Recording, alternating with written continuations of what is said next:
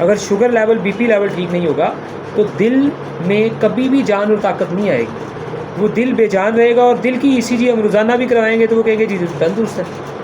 यही ज़्यादा कह सकते हैं। हार्ट बीट स्लो आ रही है, उसे बेहतर करने की ज़रूरत है। और जब गैसेस ज़्यादा हो जाएंगी तो हार्ट बीट तेज़ हो जाएगी। अब हार्ट बीट तेज़ जब होगी तब भी प्रॉब्लम कोई नहीं होगा, वजह मैदा होगी। और सबसे बड़ा आपके साथ डेंजरस काम शुगर लो का आ रहा है, जो कि आपने बताया कि 72 आ रही है जी। शुगर 72 आ रही है। रैंडम। और हाँ जी, ब्लड भी लो आता है ना, 1700। ठीक है, 175।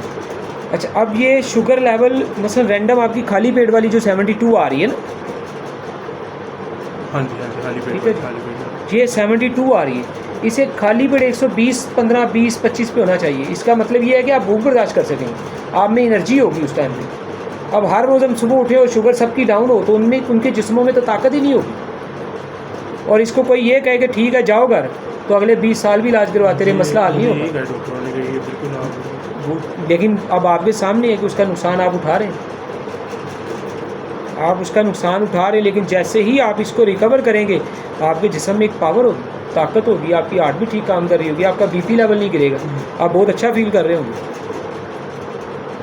ओके, अब इसको दुरुस्त ज़रूर करना आपने। मीठा ज़रूर से ज़्यादा खाना ताकि मसले का, लेकिन मीठा लिक्विड में नहीं खाना आपने, मतलब जूसेस वगैरह जूसेस में नहीं ले सकते ज़्यादा। वो जूस आप आम का पानी में इस्तेमाल कर सकते हैं, लेकिन उसमें मीठा तेज़ डाल लें।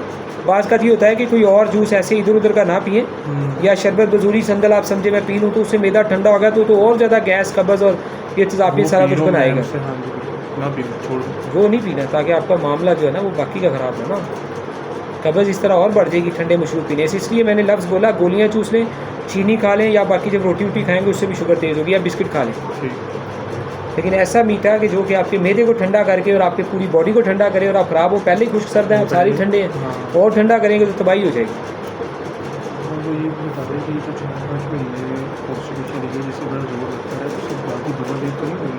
नहीं, वो हो ही नहीं है। अगर होगी तो मौके होंगे, नहीं हुई तो नहीं हुई, बस कुछ भी नहीं है। वैसे भाई S1 दें, S1 की पक्की दे दें। दवाई जितनी बेहतर अच्छी जो भी बने वो दे दूँ ना। हाँ जी हाँ जी। हाँ, उसमें मैं क्योंकि रेगुलर कोर्स नहीं दे रहा, सारी चीज़ें आपको स्ट्रॉन्ग दे रहा हूँ ताकि आपकी रिकवरी जल्दी हो जाए। अक्सीर 5G 90 गोलियाँ दे दें, लेकिन खानी आसान होगी, सारी रिज़ल्ट इंशाल्लाह 1-2 दिन के अंदर फौरी बेहतरी की तरफ आ जाएगा, मामला अच्छे हो जाएंगे। मिजाज में सारे मसले हैं, भूख, नींद, कब्ज़, गैस, जाफियत, नब्ज़, नींद की कमी, यूरिन के साथ करते हैं, वो सारा कुछ बेहतर होता है।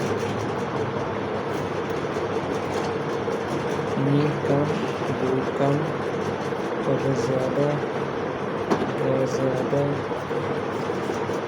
और थकावट, हाँ एंजाइटी इधर आ गया। ये वो लानते जो मिजाज के अंदर होती है, मैंने कहा लग भी ज़रा लिख लूँ। अच्छा जी, S1 की पक्की आ गई और अक्सीर 5G 90 गोलियाँ आ गई। ब्लड प्रेशर और शुगर लेवल भी लो है।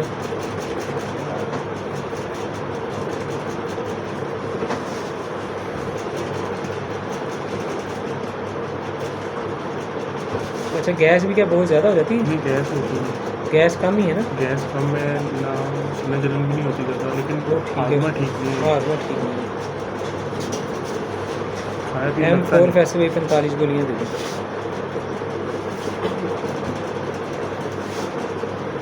कब्ज़ 5 30 कैप्सूल दे दें, और कब्ज़ जदीद वाले 15 कैप्सूल दे दें।